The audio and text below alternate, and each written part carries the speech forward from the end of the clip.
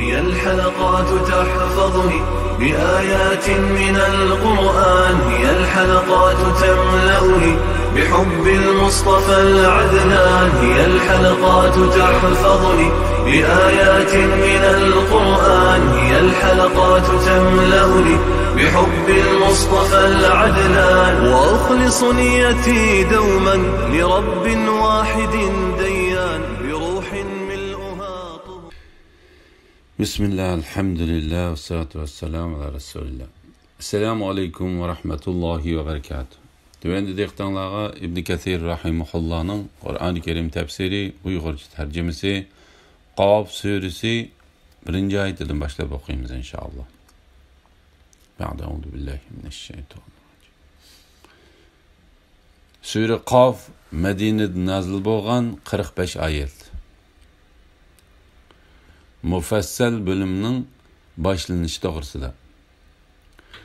Toğru rivayetlerge asaslanganda bu sure mufassal bölümünün 5'idir.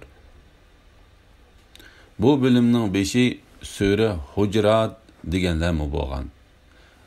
Adetki adamlarının bu bölümünün 5'i sure Nebe'dir degen sözüge kelsek, bu sözünün kılç asası yok. Biz biladigan itibarlıq ulemalar, Allah ulardan razı olsun, hiç biri bu sözünü qılmagan. Undaqda bu bölümden ilgiriki bölümler teşkil qilgan 48 sureni sanap çıksak, Sure Qaf'ның dal bu bölümnің 5 ekanligi muayyanlashidir. Ular tövendikilerden ibaret. Birinci bölüm 3 sureden terkib topgan bo'lib, ular Baqara, Al-Imron ve Nisa sureleridir. İkinci bölüm 5 sureden terkib topgan bo'lib, ular Maide, An'am, A'raf, Anfal ve Tevbe sureleridir. Üçüncü bölüm 7 sureden terkib topgan bo'lib, ular Yunus, Hud, Yusuf, Ra'd, İbrahim, Hicr ve Nahl sureleridir. Dördüncü bölüm 9 sureden terkib topgan bo'lib, ular İsra, Kaf, Meryem, Taha, Enbiya, Hac, Mü'minun, Nur ve Furqan sureleridir. 5. bölüm 11 sureden terkib topgan bo'lib, ular Şuara, Naml, Qasas, Ankabut, Rum, Luqman, Secde, Ahzab, Saba, Fatir ve Yasin sureleridir. 6. bölüm 13 sureden terkib topgan bo'lib, ular Saffat, Sad, Zumar, G'afir, Fussilat, Shura, Zukhruf, Duhan, Jathiya, Ahqaf, Muhammed, Fath ve Hucurat sureleridir. Andan keyin 7. bölüm mufassal bölümü keldi. Sahabeler radiyallahu anhumlar shundaq aytgan. Buningdan shu muayyanlashdiki, bu bölümning 5'i sure Qaf'dir. Buningga bizmi shundaq deb qaraymiz. Barliq hamd sana ve madhiye Alloh taolo xosdir. Sure Qaf'ning fazilat to'g'risida İmam Ahmed Ömer ibn Hattab'dan rivayet kıldı ki, o Abu Vakid Laysi'den Peygamber aleyhisselam Eid namazıda qaysi sureni o'qiydi deb so'raganda, o Sure Qaf bilan Sure Qamarni o'qiydi deb javob bergan. Buni İmam Muslim, Abu Davud, Tirmizi, Nasa'i ve İbn Majah qatorliqlar rivayet qilgan. İmam Ahmed Harisning qizi Hishamning mundaq deganligini rivoyat qiladi. Biz Payg'ambar alayhisalom bilan 2 yil yoki 1,5 yil qo'shni bo'lib o'ltirgan edik. Men Sure Qafni faqat Payg'ambar alayhisalomning o'z og'zidan anglab yodlab oldim. U bu sureni har juma kuni kishilarga xutba o'qiganda minbar ustida o'qiydi. Uni İmam Muslim rivoyat qilgan. İmam Abu Davud Haris ibn Nu'man'ın qizining mundaq deganligini rivoyat qildi. Men Sure Qafni faqat Payg'ambar alayhisalomning o'z og'zidan anglab yodlab olgan edim. U uni har juma kuni xutbada o'qiydi. Bizning uyimiz bilan payg'ambar alayhissalomning uyi tam qo'shni edi. Bu hadisni Imom Muslim va Nasai shuningga o'xshash rivoyat qilgan. Maqsad bu sura maxluqotlarning dastlabki yaratilishi, o'lgandan keyin terilishi, o'liklarni qabrlardan turg'izish, qiyomat, hisob maydonida turish, hisob berish, jannat, do'zax, savob, azob, yaxshilikqa rag'batlantirish va yomonlikdan qo'rqitish qatorliqlarni o'z ichiga olganligi uchun payg'ambar alayhissalom uni hayit va jamoat so'rinlariga o'xshash cho'ng yig'ilishlarda o'qiydi. Yuksak maqsadni Alloh taolo bilguchidir. Bismillahirrohmanirrohim. Nihoyat shafqatlik va mehribon Allohning ismi bilan boshlayman. Qof. Sharaflik Qur'on bilan qasam qilaman. Balki ular, ya'ni mushriklar o'z ichidan ularga bir ogohlantiruvchi kelganligidan ajablandi. Kafirlar aytdi: "Bu qiziq ishdir. Biz o'lib to'pi bo'lib ketgandan keyin terilib ilgirki holimizga qaytamdik. Bunda qaytish aqldan yiroqdir. Ularni zaminning kamaytginidan, ya'ni ularning jasadlarini yer yeb ketganidan biz haqiqatan xabardormiz. Bizning dargohimizda hammani o'z ichiga olgan kitob, ya'ni Lavhul Mahfuz bor. Balki ular bo'lsa o'zlariga nozil qilingan haqiqatni, ya'ni Qur'onni inkor qildi. Ular qalaymaqon holatdadir." Qof so'rlarning beshida kelib uzib o'qiladigan mazkur elif va harflarning biridir. Biz bu vaqtda sura Baqaraning 5ida to'xtaldik. Shuning bu yerda qayta takrorlab o'ltirmaymiz. Kufrlarning payg'ambarlikdan va qiyomatning bo'lishidan hayron bo'lishi va ularga berilgan raddiya to'g'risida. Qof. Sharaflik Qur'on bilan qasam qilaman. Ya'ni eng esil, eng katta bo'lgan Qur'on bilan qasam qilaman. Uningga oldidanmi, orqasidanmi, ya'ni hech qaysi tarafidan botil yuzlanmaydi. U hikmat bilan ish qilguvchi, madhiyaga loyiq Alloh tarafidan nozil qilingandir. Bu oyatdagi qasam payg'ambarlikni, qiyomatning qoyim bo'lishini isbotlash va uning cho'qim bo'ladiganligini jazmlashtirish qatorliqlarni ta'kidlaydi. Qof. Sharaflik Qur'on bilan qasam qilaman. Balki ular, ya'ni mushriklar o'z ichidan ularga bir ogohlantiruvchi kelganligidan ajablandi. Kafirlar aytdi: "Bu qiziq ishdir." Ya'ni mushriklar o'zlariga inson tipidan payg'ambar avatilganligidan hayron bo'ldi. Bu vaqtda Alloh taolo mundaq deydi: "İnsanlarning biriga, ya'ni Muhammad alayhissalomga, insonlar, ya'ni kafirlarni Allohning azobidan ogohlantirgan, mu'minlarga Robbining dargohida qilgan yaxshi amallari uchun yuqori o'ringa erishadiganligi bilan xo'sh xabar bergin deb vahiy qilganligimizdan ular ajablanamdi." Ya'ni bu ajablanarlik emas. Chunki Alloh taolo farishtalardanmi, insonlardanmi elchilarni tanlaydi.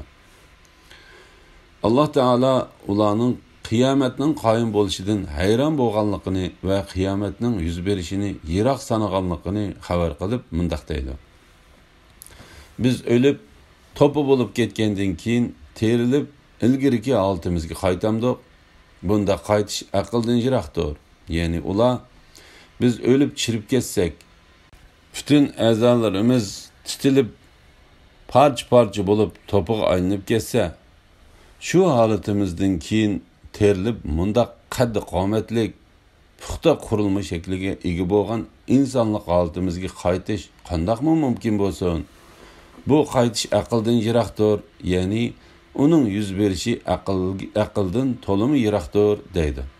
Ya'ni ular qayta terilishni vujudga chiqmaydi, uni mumkin bo'lmaydi deb e'tiqod qiladi.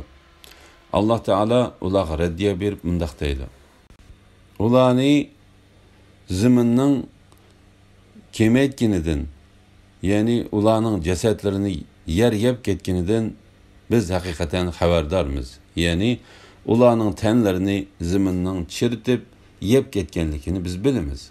Bizga tanlarning parcha-parcha titilib qayerga chechilganligi va qayerga ketganligi maxfiy qolmaydi. Bizning dargohimizda hammani o'z ichiga olgan kitob, ya'ni Lavhul Mahfuz bor. Ya'ni bu kitob hamma narsani saqlaydi. Biz hammani obdan bilamiz. Kitobdimi hamma narsa tafsili yozilgan. Avfi ibn Abbas radiyallohu anhumaning Alloh taolaning ularni zaminning kemaytganidan, ya'ni ularning jasadlarini yer yeb ketganidan biz haqiqatan xabardormiz degan oyatini zaminning ularning go'shtlarini, terilarini, so'ngaklarini va chochlarini yeb ketganligini bilamiz deb tafsir qildi. Mujahid, Qatada, Zahhak va boshqalarmi bu oyatni shunday tafsir qilgan. Alloh taolo ularning kufrlik qilib haq bilan qarshilashganligi va ancha yiroq bo'lmagan qayta terilishni yiroq sanaganligi qatorliq gunohlarning sababini bayon qilib mundaq deydi. Balki ular bo'lsa o'zlariga nozil qilingan haqiqatni, ya'ni Qur'onni inkor qildi. Ular qalaymaqon holatdadir. Ya'ni mana bu haqiqatdan yiroqlab ketgan har qanday kishining holidir. Mundaq kishining so'zi xilma-xil ikkilangan, qaymoqqan va haqni inkor qilgan holatda bo'ladi. Bu holatdan keyin mayli u nima demasin, uning so'zi botildir. Bu vaqtda Alloh taolo mundaq deydi: Payg'ambar haqida sizlarning so'zinglar haqiqatan xilma-xildir. Alloh taoloning ilmi azlisida hidoyatdan burib etilgan odam Qur'onga va Muhammad alayhisalomga iymon keltirishdan burib etiladi. La ilaha illalloh Muhammad rasululloh. Ular osmonni qandoq turiksiz barpo qilganligimizga, uni yulduzlar bilan bezganligimizga, uningda hech qanday yo'chiq yo'qligiga qaramamdi. Yer yuzini to'g'risiga va uzunisiga so'zib keng yaratdik. Yer yuzida uning tavrab ketmaslik uchun tog'larni qildik va uningda turli chiroyli o'simliklarni o'stirdik. Allohga qaytquchi har bir bandiga Allohning qudratini ko'rsatish uchun va Allohning ulug'ligini eslatish uchun shunday qildik. Ko'kdan, bulutdan muborak suvni tushirdik. Uning bilan bog'larni va ochliqlarni, egiz o'sgan mevalari sanjoq-sanjoq bo'lib ketgan xormalarni o'stirdik. Ularning hammasini bandalarning rizq uchun o'stirdik. U suv bilan o'lik, ya'ni qaqas zaminni terildirdik. O'liklarning terilishimi shuningga o'xshashdir. Alloh taolaning qiyomatdanmi cho'ng narsani yaratishga qodir ekanligining bayoni to'g'risida.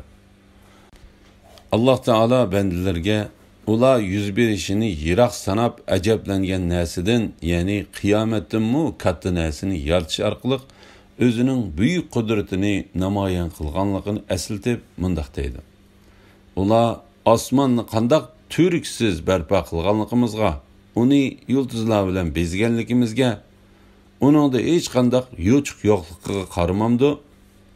Bu haqda buyuk va yuksak Alloh taolo mundaq degan: Allah 7 osmonni birining ustida qilib yaratdi. Mehribon Allohning yaratishida hech nuqsonni ko'rmaysan. Sen osmonlarga takror qarab boqqinki, biror yo'chiqni ko'ramsan. Ondan sen yana 2 qitim qarag'in. Ko'zing osmonlarda biror nuqsonni tepishdan umid uzgan va talg'an holda qaytadi. Yer yuzini to'g'risiga va uzunisiga so'zib keng yaratdik. Yer yuzida yerning ustidagi jonliqlar bilan tavrab ketmaslik uchun tog'larni qildik va uningda turli chiroyli o'simliklarni o'stirdik.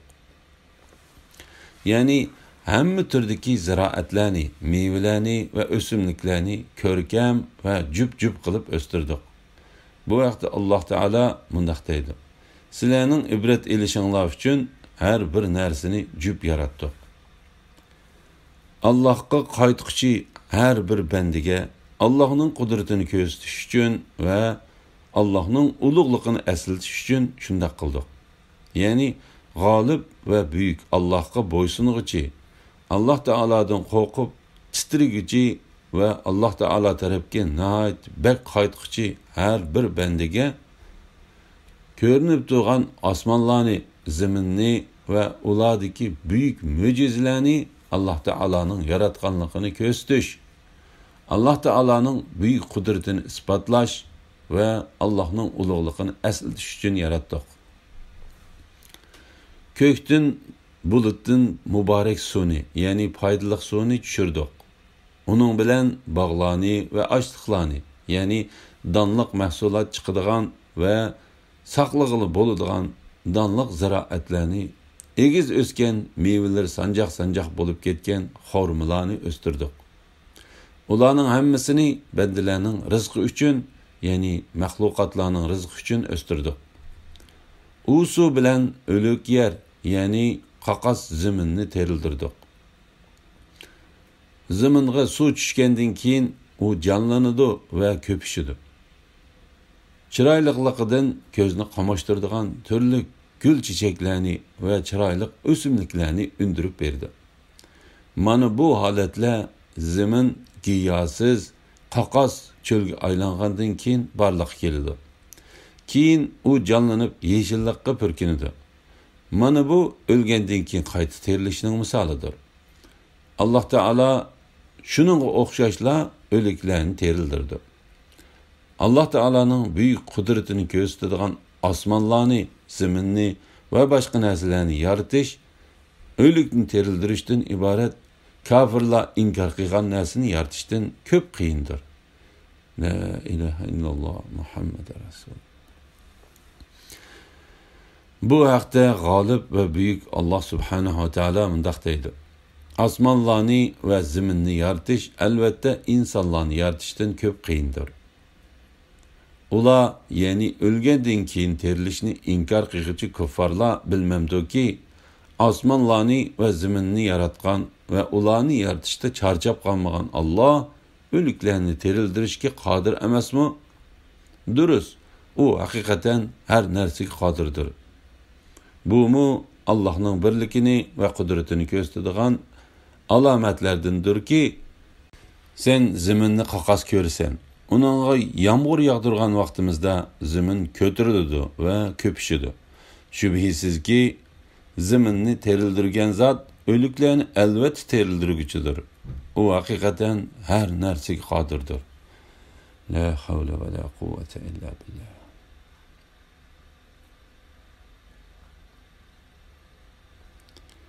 Ulardan ilgari payg'ambarlarni inkor qilganlar, Nuhning qavmi, Rais aholisi, Samud qavmi, Ad qavmi, Fir'aun, Lutning qarindoshlari, Ayki aholisi, ya'ni Shuayb qavmi, Tubba qavmi edi. Ularning hammasi payg'ambarlarni inkor qildi. Shuning bilan mening azobim ularga tegishli bo'ldi. İnsanlarni dastlabki yaratishdan ojiz keldikmi? Herkes undaq emas. Biz buningda ojizlik qilmag'achqa, o'lgandan keyin terildirishdimi ojizlik qilmaymiz. Ular yangidan yaratilishga, ya'ni qiyomatda terildirishga qarata gumondadir. Ilgari o'tgan ummatlarning halok bo'lganligidan Qurayshlarni ogohlantirish to'g'risida.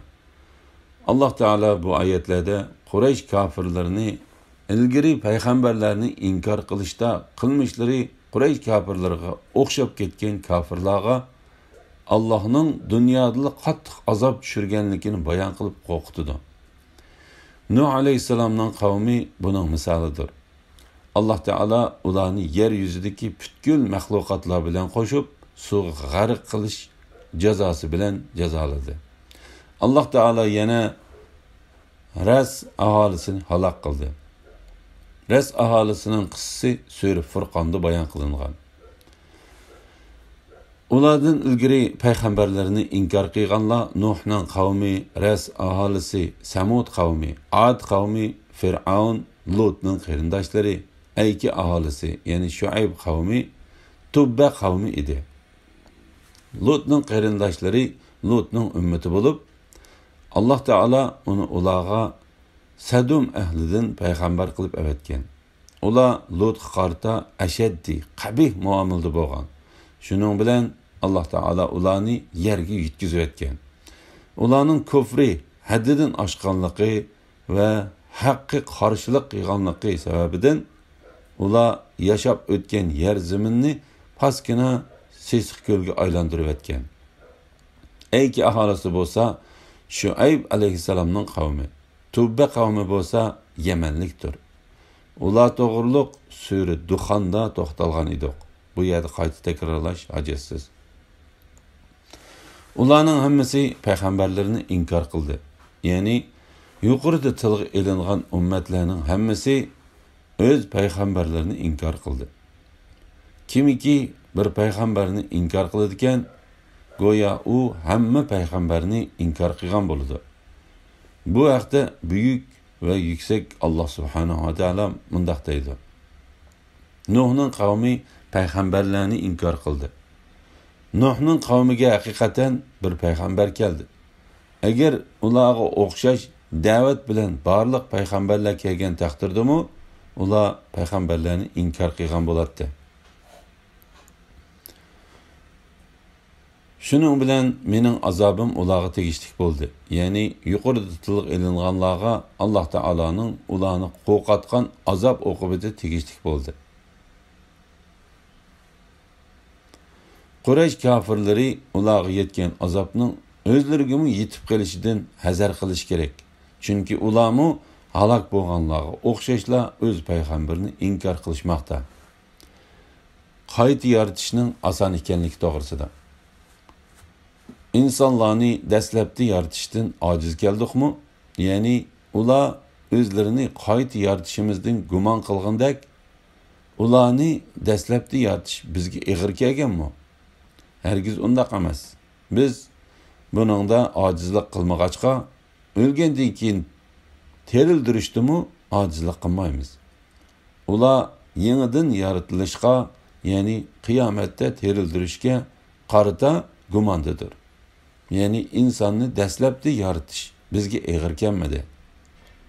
Uni qayta yaratish uni dastlabki yaratganga qaraganda to'limi qolaydir. Bu haqda g'olib va buyuk Alloh taolo mundaq deydi. Maxluqotni dastlabki yo'qdan bor qildigan, ondan uni o'lgandan keyin terildiradigan Alloh ana shudir. U ya'ni maxluqotni terildirish Allohga uni dastlabki yo'qdan bor qilgan qaraganda o'ng'aydir. U bizga insonning qayta terilishini yiroq sanab, chirigan so'ngaklarni misol qilib ko'rsatdi. O'zining yaratilganligini bo'lsa untidi. U chirib ketgan so'ngaklarni kim terildiradi dedi. Aytqinki, uni eng dastlabki yaratgan zot terildirdi. U her bir maxluqni bilguchidir. İmam Buxoriy Payg'ambar alayhissalomning mundaq deganligini rivoyat qiladi. Alloh taolo mundaq deydi. Odam avlodi menga azob berdi. U Alloh meni dastlabki yaratgandek hargiz qayta yarata olmaydi deydi. Maxluqotni dastlabki yaratish menga uni qayta yaratishga qaraganda oson emas. Elhamdülillah, yuqorida Sura Qof tafsiridan 15-oyatgacha angladinglar. Oxirini keyin qitimliq o'qishimiz davomlashtiramiz inshaalloh. Va sallallohu ala Muhammad va ala alihi va sahbihi va sallam. Assalomu alaykum va rahmatullohi va barakatuh.